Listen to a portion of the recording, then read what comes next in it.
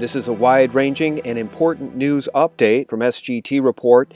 Obama should be held accountable for the soft coup against Trump. This comes from Jay Sekulow. 1 month ago, the New York Times reported that in the final days, the Obama administration expanded the power of the NSA to share globally intercepted personal communications with the government's 16 other intelligence agencies before applying private protections. Now, friends, it's becoming very clear that the CIA and the NSA, the deep state, the shadow government, is aligned against rule of law and President Donald Trump, which is exactly why Rex Tillerson is now cleaning house at the State Department, and thank God he's doing that. Trump purges State Department's 7th floor shadow government. Tillerson just fired most of the State Department's 7th floor, which is known in Washington as the shadow government. This news broke on Friday, and it's exactly what needs to happen. The other thing that needs to happen is that now that Barack Obama has returned to being a civilian, he needs to be tried for his treason, his sedition against the U.S. government, along with counterparties George Soros and Hillary Clinton. The unauthorized leaks, meant to discredit and destroy Donald Trump, were predicted before Trump even took office when Ed Klein, author of Guilty as Sin, which is an expose on the crimes of Hillary Clinton, went on Fox News prior to Trump even taking office and warned that the plan of Obama was to create a deep state shadow government apparatus meant to destroy Donald Trump. You know, for the past 100 years, every president who's outgoing has packed up his stuff, gone home, and not criticized his successor. This is not what the Obamas are planning to do. They've rented an 8-bedroom mansion in the Kalorama section of Washington from Joe Lockhart, who was Bill Clinton's last press secretary.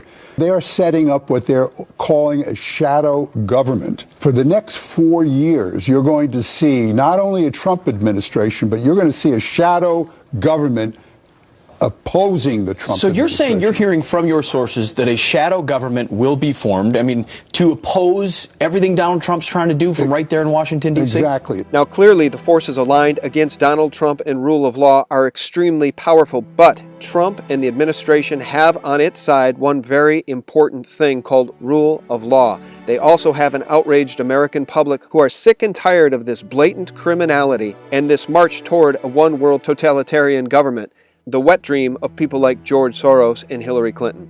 Again, we call on President Trump to bring these seditious, treacherous people to justice, try them in a court of law for crimes against the Constitution and crimes against the American people. What is going on here is clearly criminal, and the laws of our land can be used to bring these people to justice. I will say this, if John Podesta said that about me and he was working for me, I would have fired him so fast your head would have spun.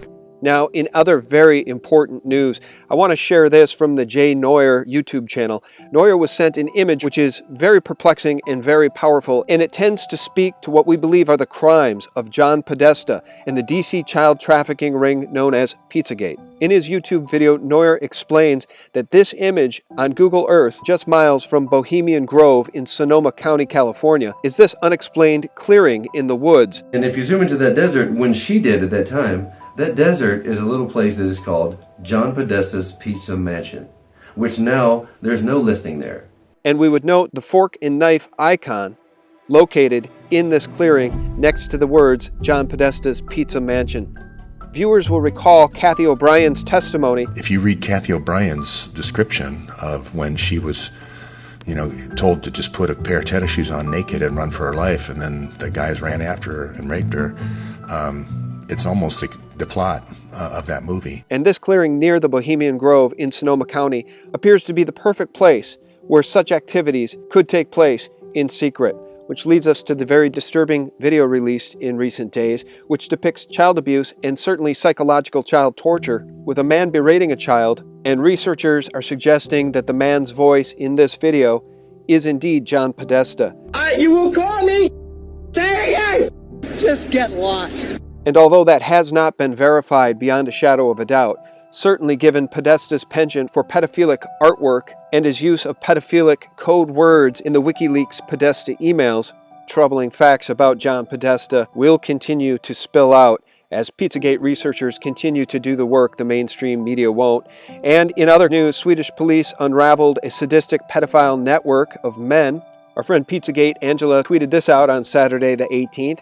It's very harsh and sadistic child abuse, says the source. 7 men between 50 and 70 years old were arrested on the basis of an intensive investigation and wiretapping. Police National Operational Arm, NOAA, received a tip about one of the suspects in the fall. The man had previously been suspected of sexual assaults against a child. Several of the suspects met through a telephone service. Here talks about other things acted upon, including snuff movies, where the victims, in this case children, were raped to death.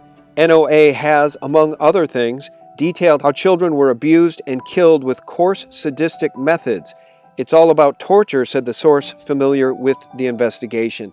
And of course, that leads us back to the troubling murals we see in Brussels, Belgium, one of which depicts an Elizabeth Bathory-style satanic ritual in which a body is hung upside down and the throat slit.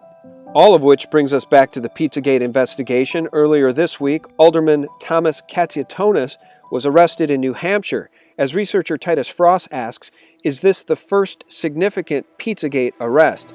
Katsiatonis was involved in the following businesses: Zoe's Pizza, Grand Slam Pizza, and Tony K's, all of them located in Manchester, New Hampshire. Now, what's incredible is that Katsiatonis, like so many pedophiles, appears to have direct connections to Hillary Rodham Clinton and Barack Hussein Obama. If this low-level canary sings, then things should get far more interesting very quickly as it relates to Pizzagate. Thanks for watching, and for real news, check us out at sgtreport.com, thephaser.com, and thelibertymill.com, and be sure to follow me on Twitter at sgtreport. God bless.